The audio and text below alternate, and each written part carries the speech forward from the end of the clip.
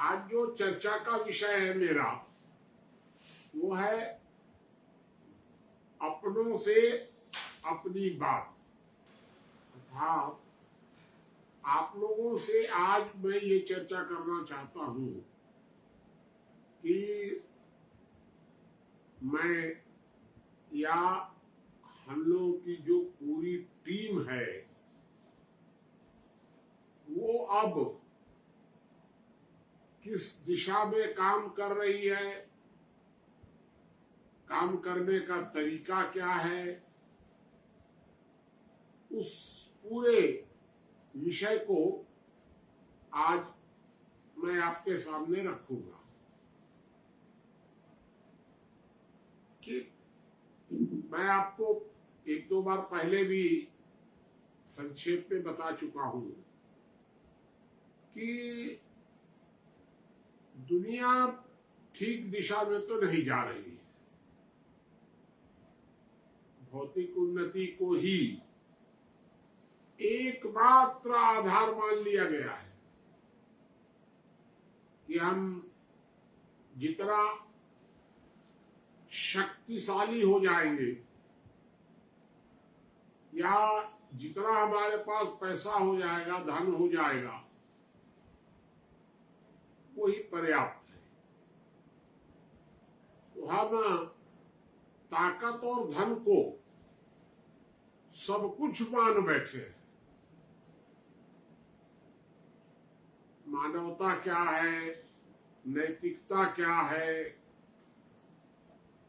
कर्तव्य क्या है, कोई मतलब कुछ नहीं उसका। सब सिमट गया है भौतिक उन्नति में। मैं तो इस विषय में हमेशा सोचता भी रहा, प्रयत्न भी करता रहा। मैंने ये जो सोचना शुरू किया था ये 1955 में शुरू किया था। 55 में मेरी उम्र उस समय 15 वर्ष रही होगी, 14 वर्ष करीब 13, 14, 15 इसी के बीच में इतनी उम्र थी। उस समय से सोचना शुरू किया था कि दुनिया ठीक दिशा में नहीं जा रही है। सोचता रहा, प्रयोग करता रहा, नए नए दिमाग में प्रयोग आते रहे। एक प्रयोग किया, सफलता नहीं मिली कुछ, दूसरा प्रयोग किया, दूसरे प्रयोग में भी सफलता नहीं मिली, फिर तीसरे तरह का प्रयोग किया। प्रयोग करता रहा, चिंतन करता रहा, समस्या का समाधान क्या निकलेगा। समस्या है और ये सारे प्रयोग करने के बाद और तब जब मेरी उम्र रिटायरमेंट की हो गई तो जितना रिसर्च किया था, जितना प्रयोग किया था,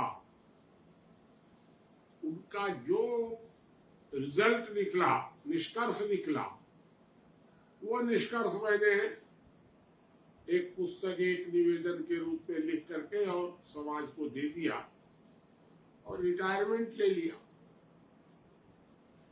और वास्तव में पूरा रिटायरमेंट तो अभी 2 और 3 अप्रैल को रामानुजगंज में ही हुआ है। उसके पहले तो मैंने पिछले वर्ष रिटायरमेंट की इच्छा व्यक्त कर दी थी, आंशिक रिटायरमेंट ले लिया था। आप लोगों को आज ये चर्चा करना चाह रहा हूं कि हम लोग क्या करने जा रहे हैं, क्या तरीका होगा और उस तरीके में आपकी भूमिका क्या हो सकती है। पूरी दुनिया में कहीं भी इस संबंध में इतना बड़ा रिसर्च हुआ ही नहीं है। अभी हुआ होगा 1000 साल पहले, 2000 साल पहले, वो हम लोग को नहीं पता है क्या है। बहुत बड़े बड़े रिसर्च हुए होंगे पहले तो, लेकिन इधर 200-400 वर्षों में दुनिया में रिसर्च नहीं हुआ है। भारत में तो होने का कोई प्रश्न ही नहीं था, क्योंकि भारत तो गुलाम था। ये मैं आपको बता दूं कि पूरी दुनिया में ये पहला रिसर्च अभी हुआ है। हम लोग की टीम ने ये रिसर्च किया है, प्रयोग किया है, निष्कर्ष निकाला है। आप अगर बहुत ध्यान से विचार करेंगे तो सारी दुनिया में आम तौर पर माने 99% लोग समस्याएं ही गिनाने वाले लोग हैं। ये समस्या है, ये भ्रष्टाचार है, ये फलाना है, ये ठिकाना है, वहां ऐसे हो रहा है, वहां ऐसे हो रहा है, सरकार गलत है, समाज गलत है, धर्म गलत है। तो सारी दुनिया में सिर्फ एक बताने वाले लोग हैं गलत क्या है। वो ये बताने की स्थिति में नहीं है कि जो गलत हो रहा है इसका कारण क्या है। कारण नहीं बता पा रहे हैं, समाधान पर तो चर्चा ही नहीं करना चाहते। भाई जो गलत हो रहा है वो तो दिखाई दे रहा है साफ साफ। आप घंटे भर तक गलतियां गिनाते रहे, ये समस्या वो समस्या, कोई महत्व नहीं है। महत्व तो ये है कि जो गलत हो रहा है उसका कारण क्या है, और कारण से भी ज्यादा उसका समाधान क्या है। अगर आप ठीक से पूरे दुनिया का देखेंगे, जो मैंने जो रिसर्च करके जो परिणाम निकाला, समस्याएं तो आप गिनवाएंगे तो 100 भी निकल सकती है, 1000 भी हो सकती है। लेकिन मैंने तो सारी समस्याओं को 4 जगह केंद्रित किया हुआ है, सिर्फ 4। आप लोगों को आज ये चर्चा करना चाह रहा हूं कि हम लोग क्या करने जा रहे हैं, क्या तरीका होगा, और उस तरीके में आपकी भूमिका क्या हो सकती है। दुनिया के प्रत्येक व्यक्ति में एक समस्या हो गई। दूसरी समस्या मैंने जो खोजी वो ये खोज करके निकाली कि परिवार व्यवस्था लगातार कमजोर हो रही है सारी दुनिया में। या तो टूट रही है या कमजोर हो रही है। दूसरी समस्या हो गई। तीसरी समस्या क्या है? तीसरी समस्या है सारी दुनिया के लिए, और वो समस्या ये है कि राजनीतिक शक्ति अधिक से अधिक पावरफुल होती जा रही है और समाज कमजोर होता जा रहा है। तीसरी समस्या हो गई। राजनीतिक शक्ति जिसको समाज के अंतर्गत होना चाहिए था, वो राजनीतिक शक्ति कमजोर होती जा रही है। कोई दबाव नहीं है समाज का, और राज्य लगातार पावरफुल होता जा रहा है सारी दुनिया में। और जो चौथा विषय है वो मैंने आपको बताया पहले कि सारी दुनिया भौतिक उन्नति के तरफ भागी जा रही है, नैतिक पतन हो रहा है। वो तो गई 4 समस्याएं। मानवता कमजोर हो रही है क्योंकि नैतिक पतन हो, यही तो 4 समस्याएं हैं। अभी ये 4 समस्याएं लगातार बढ़ती जा रही हैं। मेरे 67 साल पहले जब मैंने काम शुरू किया,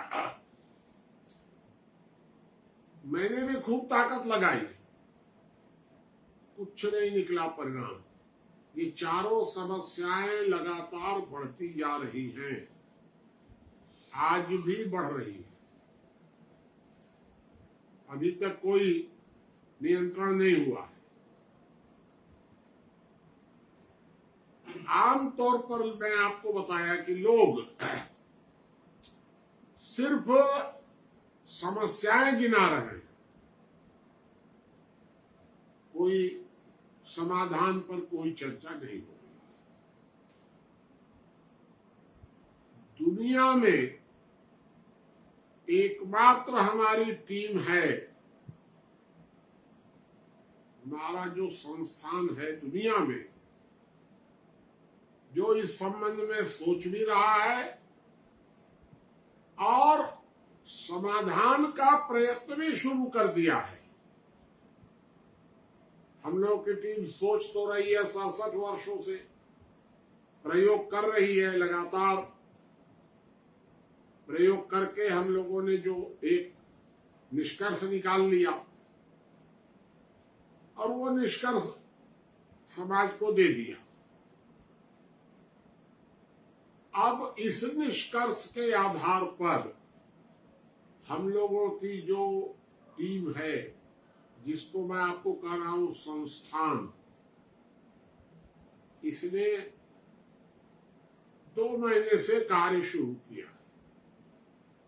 क्योंकि ये तो अभी रामानुजगंज में 2 और 3 अप्रैल को जो राष्ट्रीय सम्मेलन हुआ था, जहां मैंने रिटायरमेंट की घोषणा की फुल रिटायरमेंट, वहीं से तो ये योजनाएं बनी हैं। 2 महीना तो हुआ ही है अभी तक इस योजना। उसका एक मोटा मोटा खाका मैं आपको बता देता हूं। जो हमारी पूरी टीम है, इस पूरी टीम का नाम हम लोगों ने रखा है, पूरा नाम तो है मार्गदर्शक सामाजिक शोध संस्थान, पूरा नाम। लेकिन अब हम लोग कहना शुरू कर दिए हैं संस्थान, शॉर्ट नाम। इतना लंबा नाम बार बार बोलने की जरूरत नहीं है। तो मैं आपके सामने ये कह रहा हूं कि ये हम लोगों का जो संस्थान है, इस संस्थान ने कार्य करना शुरू कर दिया है। इस संस्थान के अंतर्गत हमारे 7-8 संस्थाएं कार्य कर रही हैं। ये जो कार्य कर रही हैं ये संस्थाएं हैं, और जो हम लोग कर रहे हैं ये सबको मिला करके ये है संस्थान, मार्गदर्शक सामाजिक संस्थान, शॉर्ट फॉर्म संस्थान। ये जो संस्थान है ये 7 संस्थाओं का मंच है, मालिक नहीं, डिक्टेटर नहीं, आदेशकर्ता नहीं, साधारण मंच है बस। ये जो 7 संस्थाएं कौन कौन सी हैं? एक संस्था का नाम है मार्गदर्शक सामाजिक शोध संस्थान। एक ये जो संस्था है मार्गदर्शक सामाजिक शोध संस्था, इस संस्था का कार्य क्या होगा? केवल एक काम, नए नए विषयों पर रिसर्च करना। वर्ष में 15 दिन का ज्ञान कुंभ आयोजित करना। उस ज्ञान कुंभ में बिल्कुल रिसर्च, सिर्फ रिसर्च होगा उसमें, बाकी कुछ नहीं होगा। ये जो संस्था है, ये संस्था कोई अन्य कार्य नहीं करेगी, सिर्फ अलग अलग नए नए विषयों पर रिसर्च करेगी। मैंने जो लिखा है उसमें आगे चल करके 6 महीने बाद, साल भर बाद कई जगह बदलाव की जरूरत पड़ेगी। वो बदलाव का अंतिम निर्णय ये संस्था करेगी, बाकी कोई अंतिम निर्णय बदलाव का नहीं करेगा। ये हो गया आपका मार्गदर्शक सामाजिक शोध संस्था। दूसरी संस्था हम लोगों की है, वो दूसरी संस्था है लोक स्वराज। उसको आप अभियान भी कह सकते हैं, मंच भी कह सकते हैं, जो भी अभी फुल नाम आ जाएगा, लोक स्वराज्य अभियान। ये जो संस्था है, इस संस्था का केंद्रीय कार्यालय रायपुर कबीर नगर में है, और जो केंद्रीय कार्यालय है वर्तमान में उस टीम के प्रमुख हैं ऋषि द्विवेदी जी, जो कानपुर के रहने वाले हैं। वो इस पूरी टीम के प्रमुख है, रामानुजगंज में भी थे ही, और तो सारे साथी उसमें लगे ही हुए। तो उस टीम के ऋषि द्विवेदी प्रमुख हैं। इस संस्था का भी सिर्फ एक काम है, दुनिया में जो लोकतंत्र है उस लोकतंत्र को लोक स्वराज्य की दिशा देना, बस। पार्टिसिपेटरी डेमोक्रेसी, ये हो गई हमारी दूसरी संस्था। तीसरी संस्था है हम लोगों की ज्ञान यज्ञ परिवार। ज्ञान यज्ञ परिवार का हेड ऑफिस रामानुजगंज। ज्ञान यज्ञ परिवार के जो प्रमुख हैं वो हमारे राष्ट्रीय प्रमुख मोहन गुप्ता जी हैं, रामानुजगंज के। मोहन गुप्ता जी को आप जानते हैं सब लोग, वो इसके प्रमुख हैं। ये ज्ञान यज्ञ परिवार जो है, इसके लिए रामानुजगंज में हम लोगों के अभ्युदय द्विवेदी और सुधेंदु महापात्र, ये दोनों रामानुजगंज ऑफिस में है, और बाकी तो सब लोग है ही हैं वहां पर। प्रमोद जी हैं और सब लोग हैं। ये सब लोग मिलकर के ज्ञान यज्ञ, क्योंकि ये हम लोग को करना है। ये लोक स्वराज्य की लाइन बिल्कुल अलग है और ज्ञान यज्ञ की लाइन बिल्कुल अलग है, दोनों में कहीं तालमेल नहीं है, एकदम अलग अलग लाइन है। लोक स्वराज्य वाले अभी पूरे देश भर में अभी दौरा करेंगे। ज्ञान यज्ञ की जो टीम है वो रामानुजगंज को केंद्र बनाकर अभी रामानुजगंज के आसपास के क्षेत्र में ही इस कार्य को धीरे धीरे, हम लोग यज्ञ को महत्व देना चाहते हैं। यज्ञ के क्या लाभ है, ये सब समझाएंगे उसको। ये हो गया हमारी तीसरी टीम। चौथी जो हम लोगों की टीम है वो है समान नागरिक संहिता मंच। इस मंच के जो प्रमुख हैं वो विनय ठाकुर जी हैं। वो बहुत सफलतापूर्वक समान नागरिक संहिता का जो कार्य है उस टीम को लगातार बढ़ा रहे हैं। ये हमारी चौथी टीम है, समान नागरिक संहिता मंच। पांचवी टीम है परिवार सशक्तिकरण अभियान। ये परिवार सशक्तिकरण अभियान में हम लोग महिलाओं के अंदर भी परिवार व्यवस्था के विषय में कुछ जागृति ला रहे हैं और पुरुषों के अंदर भी ला रहे हैं। ये पांचवी टीम हो गई, परिवार सशक्तिकरण अभियान। छठवीं टीम हम लोगों की जो है, छठवीं संस्था है निर्दलीय लोकतंत्र। ये निर्दलीय लोकतंत्र जो है इसका ऑफिस है दिल्ली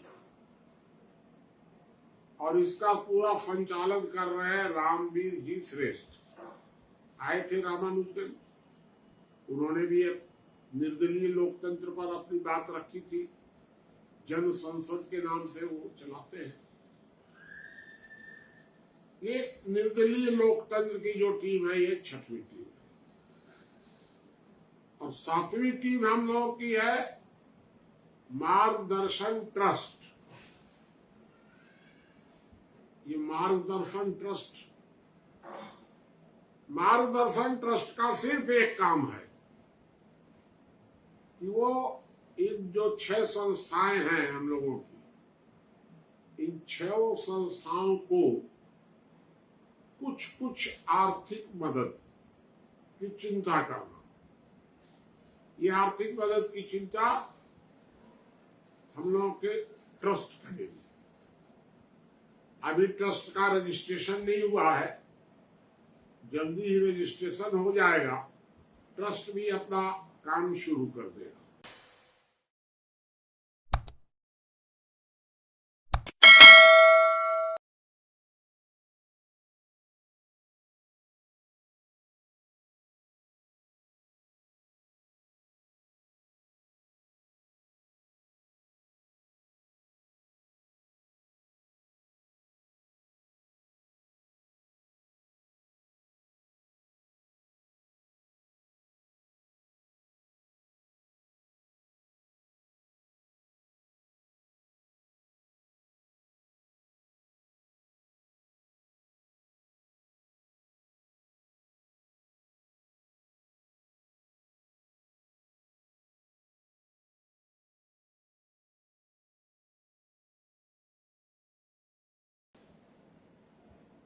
कोरोना काल में 2-2.5 वर्षों तक ज्ञान तत्व तो बंद रहा, अब शुरू हुआ है। ये पाक्षिक पत्र है, लेकिन अभी मासिक शुरू हुआ है और अब जल्दी इसको पाक्षिक भी हम लोग कर देंगे। तो ये एक हम लोग का ज्ञान तत्व पाक्षिक है। इसमें सभी जो हमारी सब संस्थाएं हैं उनके सारे समाचार वगैरह इसमें आते रहेंगे। एक बात मैं आपको और बता दूं कि हम लोग का जो संस्थान है, संस्थान मैं आपको बता रहा हूं, हमारा संस्थान किसी संस्था को डिक्टेट नहीं करेगा, मदद करेगा। तो हम उसकी मदद कर सकते हैं, सलाह दे सकते हैं, अंतिम निर्णय हर संस्था अपना अपना करेगी। संस्थान सिर्फ एक काम करेगा कि सभी संस्थाओं के लोगों को इस बात की प्रेरणा देगा कि दूसरी संस्था के कार्यों में हमारे सारे लोगों को मदद करना चाहिए। करे न करे उनकी खुशी, हमारा कोई उसमें बंधन नहीं होगा किसी। इतनी हम सबको स्वतंत्रता देंगे। इस तरह मैंने आपको बताया कि हम लोगों का जो मंच है, यह मंच एक प्रकार का ये सभी संस्थाओं का एक सामूहिक मंच है। ये जो हमारी 7 संस्था के लोग हैं, ये लोग जहां जहां मेरा उपयोग करना चाहेंगे, मैं भी कोशिश करूंगा कि उनकी मदद करूं, प्रयत्न करूंगा। मैं अब उम्र के हिसाब से और स्वास्थ्य के हिसाब से जितना कर सकेंगे उतना करेंगे। 7 संस्थाओं में अलग अलग, ये मैंने आपको बता दिया। काम करने का तरीका क्या होगा? देखिए, 3 तरह की अभी स्थितियां हैं। एक, आज जरूरत है संपूर्ण व्यवस्था परिवर्तन, बहुत जरूरी है दुनिया के लिए संपूर्ण व्यवस्था परिवर्तन। दूसरा कार्य है राजनीतिक व्यवस्था परिवर्तन।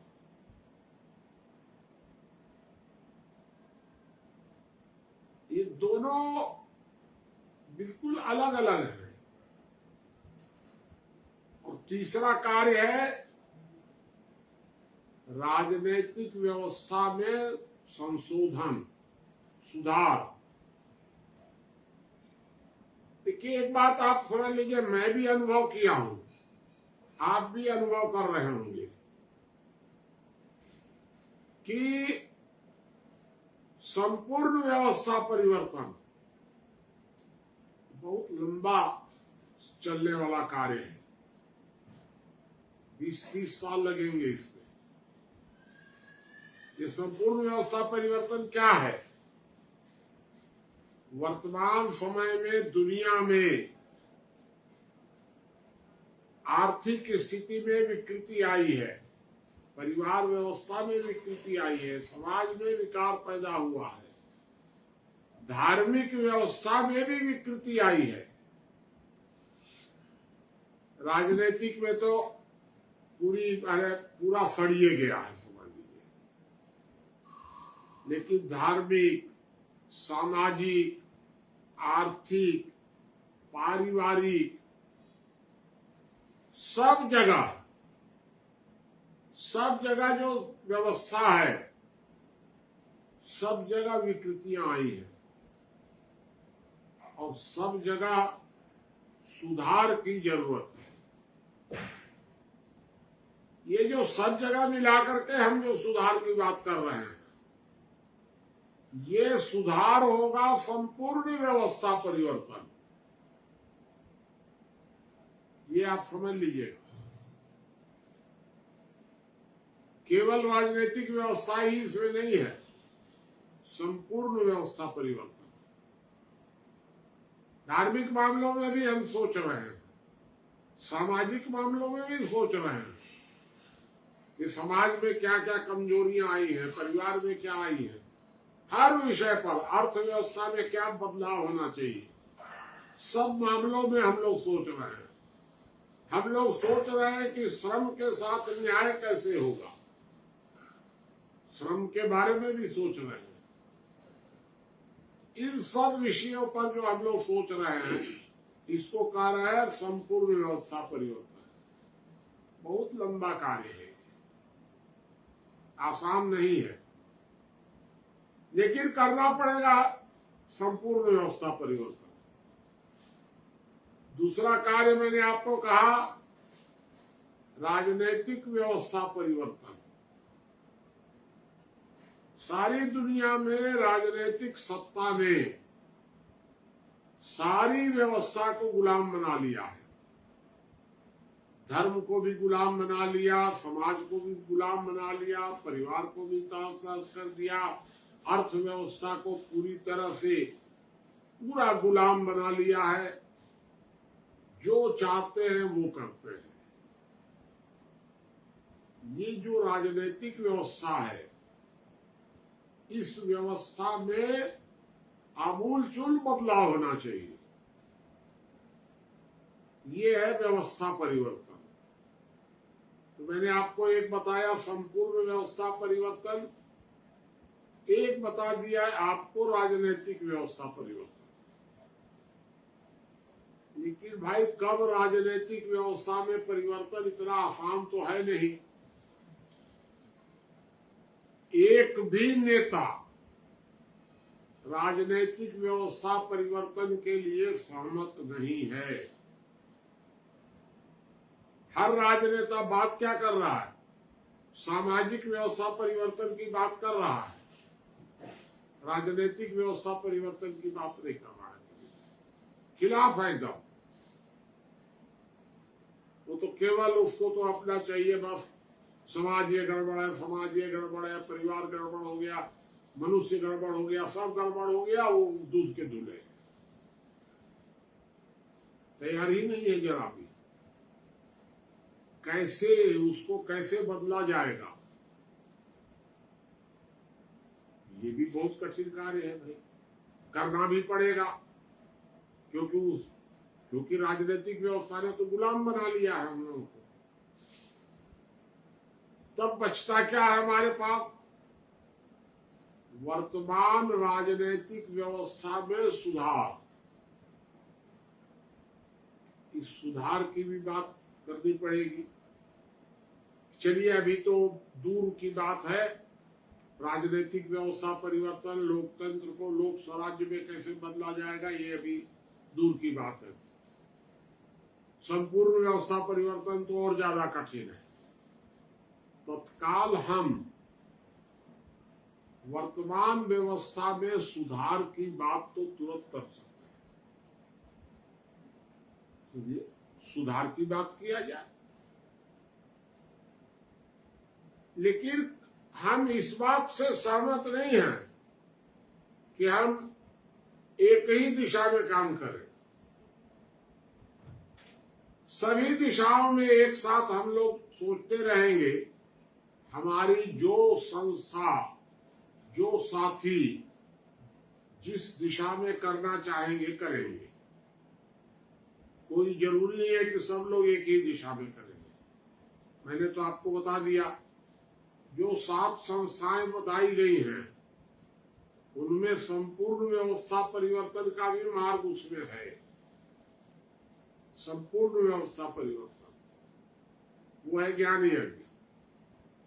ज्ञान यज्ञ परिवार का जो प्रयत्न है, एकदम संपूर्ण व्यवस्था परिवर्तन का है। राजनीतिक व्यवस्था परिवर्तन का जो मार्ग है, वो मार्ग है लोक स्वराज्य मंच का। वो राजनीतिक व्यवस्था परिवर्तन की दिशा में काम कर रहा है। व्यवस्था में सुधार के लिए बाकी सारी संस्थाएं हैं, निर्दलीय लोकतंत्र है, कॉमन सिविल कोड है, और संस्थाएं बनेंगी।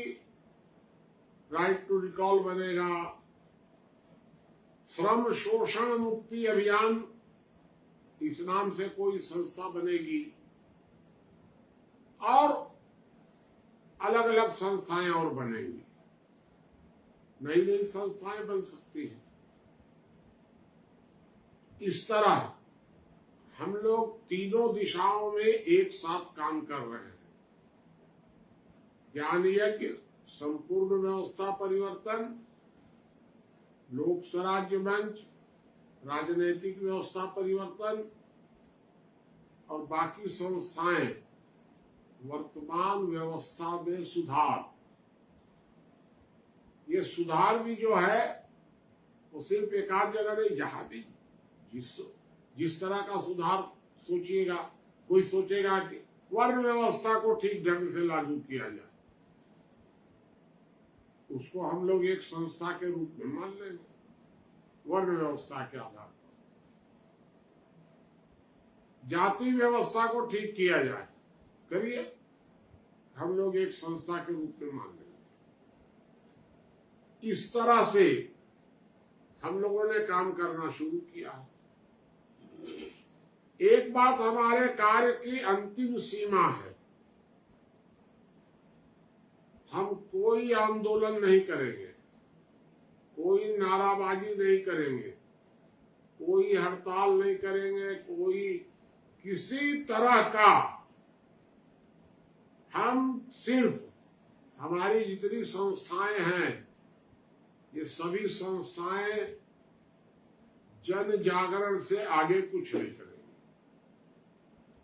हम जन जागरण तक अपने को सीमित रखेंगे।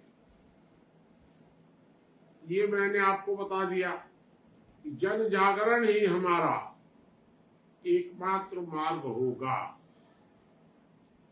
ये नहीं है कि हम किसी के लिए भूख हड़ताल कर दे, तो धरना दे दे, चक्का जाम कर दे, हम कुछ नहीं करने वाले। लोग पूछते हैं कि तब बदलाव कैसे आएगा? अरे भाई, हम अगर, एक बात आप सोचिएगा कि पहले विश्वामित्र हुए, उसके बाद राम हुए, तो विश्वामित्र का महत्व राम से भी ज्यादा रहा, क्योंकि ऋषि मुनियों ने ही राम को तैयार किया। अगर हम लोग जन जागरण कर देंगे समाज के बीच में, काम करने वाले तो अपने आप सामने आ जाएंगे। समाज कोई ना कोई रास्ता निकाल लेगा। ये जरूरी नहीं है कि हम ही को सब करना पड़ेगा। एक बार जन जागरण हो जाए, मार्ग निकल जाएगा। ये हम लोग लाइन पकड़ रहे हैं। तो इस तरह आज मैंने आपको बताया कि हम समस्याओं को लोगों के बीच में बता करके भय नहीं पैदा करने वाले। ऐसा हो जाएगा, वैसे हो जाएगा, ये सब डर पैदा, क्योंकि हम लोग को कोई भयादोहन तो करना नहीं है कि समाज में डर पैदा करके और उस डर के माध्यम से हम कोई चीज आपसे लेना चाह रहे हैं। हम कोई भय पैदा नहीं कर रहे हैं, हम समस्याएं नहीं गिना रहे हैं। हम तो आपको बता रहे हैं कि ये समस्या है, इसका कारण ये है, इसका समाधान ये है। हम आपको समाधान बता रहे हैं। इस तरह से मैंने आपको, चूंकि विषय बहुत बड़ा था इसलिए थोड़ा टाइम ज्यादा लग गया, तो मैंने आपके सामने आज विस्तार से रखा है अपनों से अपनी बात।